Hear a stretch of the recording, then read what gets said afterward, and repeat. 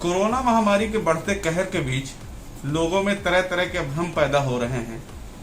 Pulse oximeter में oxygen level को लेकर कोई परेशान है, कोई दवाओं को लेकर परेशान है, कोई इंजेक्शन को लेकर परेशान है। ऐसे तमाम परेशानियों के बारे में चर्चा करने के लिए आज हम उपस्थित हैं जिला अस्पताल के ENT surgeon doctor Shiv Kumar ji के पास, जिन्होंने इस कोरोना काल में न केवल लोगों की दिल खोलकर मदद की, बल्कि उन्होंने तमाम ऐसे मरीजों को व्यक्तिगत रूप से देखकर ठीक किया जिनका ऑक्सीजन लेवल बेहद कम था और उन्हें ऑक्सीजन की जरूरत थी। लेकिन डॉक्टर शिव कुमार के इलाज के बाद वो मरीज पूरी तरह स्वस्थ हैं। हम डॉक्टर शिव कुमार जी से आज कोरोना महामारी को लेकर कुछ खास बातचीत करेंगे और जानना चाहेंगे कि इस महामारी को वो किस नजरिए से देखते हैं। डॉक्टर साहब, आपका बहुत बहुत स्वागत है। हम आपसे जानना चाहते हैं कि कोरोना महामारी जो इस समय पूरे जनपद में कहर बनी हुई है, लोग काल के गाल में जा रहे हैं, इस महामारी को आप किस नजरिए से देखते हैं? धन्यवाद अनुज जी, आपकी पूरी टीम को बहुत बहुत धन्यवाद। इस महामारी में सबसे ज्यादा जो भ्रांतियां फैली हुई हैं, लोग जो सबसे ज्यादा डरे हुए हैं, उसके कारण डेथ रेट यानी मृत्यु दर ज्यादा है।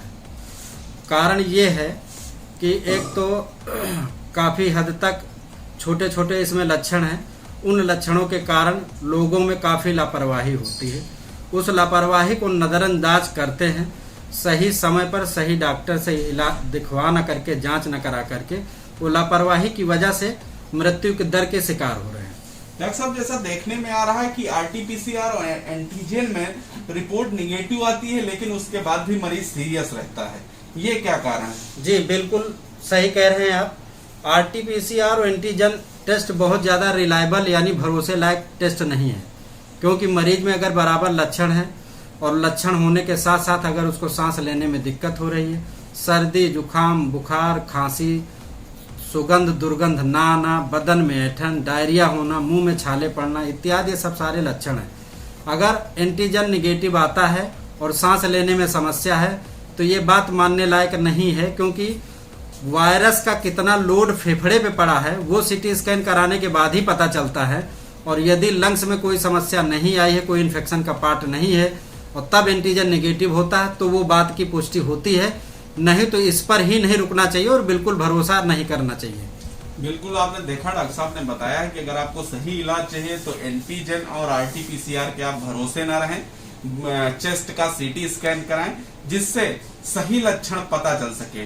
डॉक्टर साहब, इस कोरोना की प्राथमिक स्टेज क्या है? अगर हम शुरू में किन लक्षणों को देखकर अच्छे डॉक्टर से परामर्श लें, अच्छा इलाज लें तो हमें राहत मिल सकती है? जी बिल्कुल सही आपने कहा।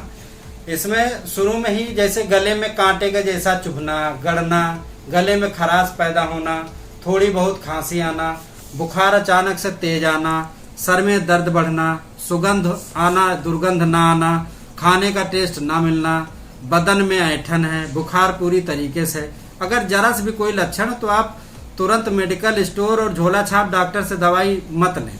आप सबसे पहले किसी भी एमबीबीएस से नीचे के किसी भी डॉक्टर से सलाह लेने की जरूरत है नहीं। वो आपको 4-5 दिन दवा देके कंट्रोल करने की कोशिश करेगा, लेकिन वही आपके लिए सबसे ज्यादा प्राण घातक है, क्योंकि बुखार तो ठीक हो जाएगा, खांसी भी ठीक हो जाएगी, लेकिन वायरस का जो लोड है वो सिर्फ और सिर्फ फेफड़े को खराब करता है, जिसके कारण आपकी अचानक से सांस फूलने लगती है और फिर आप अस्पताल और बेड ढूंढना स्टार्ट कर देते हैं। तो इसमें जो भी लक्षण हैं आप सही समय पर सलाह लें और सलाह के अनुसार सीटी स्कैन चेस्ट कराएं, HRCT कराएं, लंग्स में कितना इन्फेक्शन है उसको देखते हुए इलाज सही समय से मिल जाएगा, तो आपको ऑक्सीजन की कमी नहीं होगी, आपको अस्पताल जाने की जरूरत नहीं होगी, होम आइसोलेशन होकर अपना घर में इलाज बराबर कर सकते हैं और बिल्कुल किसी भी तरीके की कोई घबराने की जरूरत नहीं होती।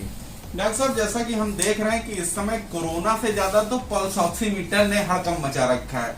पल्स ऑक्सीमीटर एक ऐसा यंत्र है जिसके माध्यम से हम लोग ऑक्सीजन मापते हैं। अक्सर ये देखा जाता है कि अगर व्यक्ति किसी CHC पे गया, उसका ऑक्सीजन लेवल नापा गया 86 है और वो वहां से रिफर कर दिया जाता है। जब वही पेशेंट डिस्ट्रिक्ट हॉस्पिटल आता है और नापने पर उसका 90 हो जाता है। तो मतलब क्या अलग अलग पल्स ऑक्सीमीटर, अलग अलग कंपनियों के पल्स ऑक्सीमीटर अलग अलग रेशियो बताते हैं? जी आपका बिल्कुल कहना ठीक है। पल्स ऑक्सीमीटर कई कंपनी कई ब्रांड बनाती हैं तो पल्स ऑक्सीमीटर पर भी बहुत ज़्यादा आप भरोसा नहीं कर सकते हैं, क्योंकि कभी कभी हो सकता है कि उसमें सेल बैटरी खराब हो। लेकिन क्लिनिकली ये है कि जिस मरीज को तकलीफ है, अगर आप उससे पूछेंगे क्या आपकी सांस फूल रही है, अगर वो व्यक्तिगत बताता है कि हाँ मुझे सांस फूल रही है, तब तो उसको ऑक्सीजन की कमी है। और यदि पल्स ऑक्सीमीटर ऑक्सीजन की कमी बताता है और मरीज को कोई दिक्कत है नहीं है, तो वो बात भी मानने लायक नहीं होती है। एक जो भ्रम और डर फैला हुआ है, अक्सर हम देखते हैं 50 फोन मेरे पास भी आते हैं कि सर इनका ऑक्सीजन लेवल 86 है, इन्हें तुरंत ऑक्सीजन चाहिए। लेकिन उनको मरीज को देखने पर जब डॉक्टर उसका परीक्षण करते हैं तो उसकी कंडीशन ऐसी नहीं लगती। ये जो एक डर बैठ गया है पल्स ऑक्सीमीटर से ऑक्सीजन नापने के बाद, ये कैसे दूर हो? मरीजों को इसमें क्या करना चाहिए जिससे उनका एक डर दूर हो जाए? आप ये कितना मानते हैं अगर पल्स ऑक्सीमीटर से ऑक्सीजन लेवल नापा गया, किसी का 86 है, 90 है, 88 है, तो क्या ऐसे मरीजों को ऑक्सीजन चाहिए? देखिए, आपका कहना बिल्कुल सही है। लोगों में भयावह डरावना का जो स्थिति का माहौल है, मेरे पिता भी जी कोरोना के पेशेंट हैं और उनको भी लगभग 60 से 70% लंग्स का जो है इन्वॉल्वमेंट रहा है कोरोना का, लेकिन उनको कोई भी हमने ऑक्सीजन की कोई ज़रूरत नहीं पड़ी। उससे सबसे पहले उनको ये करना चाहिए, अगर पल्स ऑक्सीमीटर 80, 85, 90 बताता भी है तो आप उसकी बात मानने की ज़रूरत नहीं, उसको आपने देख लिया। लेकिन अगर सही में लक्षण होने के साथ साथ अगर मरीज ये बोलता है कि हमको सांस लेने में दिक्कत हो रही है, तो उसको सबसे पहले आप पेट के बल सीने के नीचे तकिया लगा दें और 1 घंटा उसको बोले कि तकिया लगा के सीने पेट के बल लेटा रहे। उसके बाद उसका ऑक्सीजन लेवल बढ़ जाएगा तुरंत। और उसके अलावा फिर बाईं करवट 2 घंटे और दाईं करवट 2 घंटे, इस तरीके से ऑक्सीजन लेवल उसका मेंटेन रहेगा। और जब तक मरीज ये न बोले कि हमारी सांस फूल रही है, हमको सांस लेने में दिक्कत हो रही है, तब तक आपको ऑक्सीजन लेने और देने की जरूरत नहीं है। और पल्स ऑक्सीमीटर पे उतना ही भरोसा करें जितना मरीज बताए कि हमको सांस लेने में दिक्कत है, तब वो पल्स ऑक्सीमीटर की बात मानने लायक है। यदि अगर बोलते हैं कि हमको सांस लेने में कोई दिक्कत नहीं है, तो पल्स ऑक्सीमीटर की बात मानने लायक नहीं है। डॉक्टर साहब, कोरोना की जिस तरह से स्थितियां हैं जनपद में, देखने और सुनने में आ रहा है कि बहुत सारे ऐसे पेशेंट हैं जो घरों पर कोरोना की जो सरकारी दवाएं हैं जो निर्धारित की गई हैं, ये दवाएं मेडिकल स्टोर से ले रहे हैं, वो बिना किसी लक्षण के भी दवाएं खा रहे हैं। तो क्या ऐसा भी हो सकता है कि ये दवाएं हानिकारक भी हों? अगर दवाएं जो है बिना किसी लक्षण के खा ली जाएं, कोरोना की किट जैसे मशहूर है इस समय, लोग ये कह रहे हैं कि एक किट दवा खा लीजिए, तो ये आम मरीजों में भी ऐसा है जिनको कोई लक्षण नहीं, लेकिन वो डर के मारे कि कोरोना ना हो, फिर भी वो कोरोना की किट खरीद कर उनकी दवाओं का सेवन कर रहे हैं। तो क्या ये दवाएं दुष्प्रभाव भी डाल सकती हैं? देखिए अनुज, बिल्कुल ठीक है। लोगों डरने की वजह से और भ्रांतियां जो फैलाई गई मार्केट में, जैसे डेक्सामेथासोन, रेमडेसिविर इंजेक्शन बहुत महंगा है, तो किसी ने कह दिया कि डेक्सामेथासोन आपको खाना है, तो डेकाडान नाम से टेबलेट आती है, लेकिन वो बहुत नुकसानदेह डेकाडान टेबलेट सिर्फ और सिर्फ झोला छाप डॉक्टर चलाते हैं गांव में मरीज को रोकने के लिए। आप कोई भी स्टेरॉइड दवाई बगैर सुपरविजन में नहीं लेना चाहिए। शुगर के मरीज को शुगर बढ़ेगा, किडनी में दिक्कत आएगी, गैस बनेगी, हार्ट फेल हो सकता है, और उसके अलावा सीधे से उनको शुगर लेवल बढ़ेगा तो डायलिसिस भी हो सकती है। तो कोई भी किट पहले खाने की जरूरत नहीं है, क्योंकि वो हमेशा शरीर में नुकसान ही पहुंचाएंगी। जब तक आपके लक्षण नहीं है, जब तक आपको समस्या नहीं है, बगैर निर्देशन के, बगैर किसी डॉक्टर के सलाह के कोई दवाई नहीं खानी चाहिए। डॉक्टर साहब, कोरोना के काल में बहुत सारे ऐसे मरीज देखने और सुनने में आए हैं कि वो आधी रात को भी आपका दरवाजा खटखटा देते हैं, आपके आवास पर पहुंच जाते हैं, और उसके बाद भी आप उनका इलाज करते हैं, उनको दवाएं लिखते हैं, उनका पर्चा लिखते हैं। तो क्या कभी ऐसी असुविधा आपको नहीं महसूस होती है? देखिए, अभी जो ये पैंडेमिक है, जो महामारी है, पूरे देश की है, तो सबका दर्द देख के अपना दर्द तो बहुत कम लगने लगा है, क्योंकि सबको इतनी लोग डर के मारे उनकी मृत्यु हो जा रही है। इतना डरे हुए लोग हैं, और लापरवाही के कारण, सबसे बड़ी है लापरवाही। आपने मेडिकल स्टोर पे दवा लेके खा ली, किसी झोला छाप से डॉक्टर से दवा लेके खा ली, जो आपके शुरुआती लक्षण थे वो आराम मिल गया, पता चला आपने उसको समय दे दिया 10 दिन का, 10 दिन बाद सीधे आपकी सांस फूलना स्टार्ट हो गई, आपका ऑक्सीजन लेवल एकदम कम हो गया, तब आप अस्पताल बेड ढूंढते हैं। तो रात हो या दिन, अब ये फर्क नहीं पड़ता है, क्योंकि सामने वाले का जो दुख दर्द है, सब ये डरते हैं कि कहीं कोरोना हो गया तो हम मर ही न जाए। तो आप डरने की जरूरत नहीं है, हम लोग बैठे और 24 घंटा तत्पर हैं आपकी सेवा में। आप कभी भी हमारे दरवाजा खटखटाइए, हम उपस्थित होंगे, कभी हमको फ़ोन करिए, आपको पूरी सलाह मिलेगी और जो भी ज़रूरत होगी हम लोग बढ़ चढ़ कर हिस्सा लेकर आपका इलाज करने के लिए सर्वथा उपस्थित रहेंगे।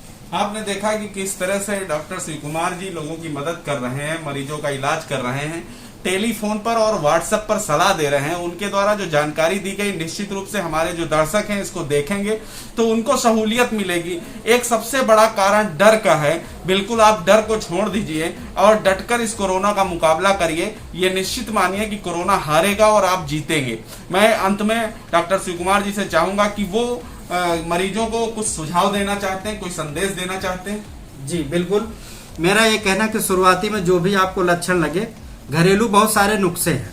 सबसे पहले तो आप डॉक्टर की सलाह लें और अगर लक्षण हैं तो 5 दिन की दवाई में ही एकदम आराम हो जाता है। घर में सबसे पहले आप नीम की पत्ती और उसमें क्या बोलते हैं, उसमें अदरक, ये मिला के सुबह शाम आप भाप लें। भाप के साथ साथ घरेलू काढ़ा जो होता है वो आप पिए।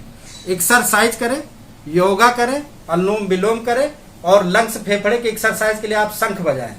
और इसके अलावा आप मोमबत्ती 5-6 जला के उसको अपनी सांस से फूंकें। अगर आपको दिक्कत है तो ये काम करने से आपकी लंग्स कैपेसिटी बढ़ेगी और आपको ऑक्सीजन की इतनी ज्यादा जरूरत नहीं पड़ेगी। और गलत सलत दवाई उल्टी सीधी न खाएं, किसी भी झोला छाप और मेडिकल स्टोर से दवाई बिल्कुल न खाएं। अगर आपको तकलीफ है तो अभी सबके नंबर डिस्प्ले किए गए हैं, आप किसी भी डॉक्टर को फोन लगा के सलाह ले सकते हैं। अच्छे समय पर दवाई खाएंगे तो आपको अस्पताल जाने की कोई जरूरत नहीं है। अपना कीमती समय देने के लिए डॉक्टर साहब आपका बहुत बहुत धन्यवाद कि आपने हमारे दर्शकों के लिए अपना कीमती समय निकाला और निश्चित रूप से आपके सुझाव कोरोना पेशेंटों के लिए और जो लोग इनसे डरे हैं उनके लिए बहुत कारगर साबित होंगे।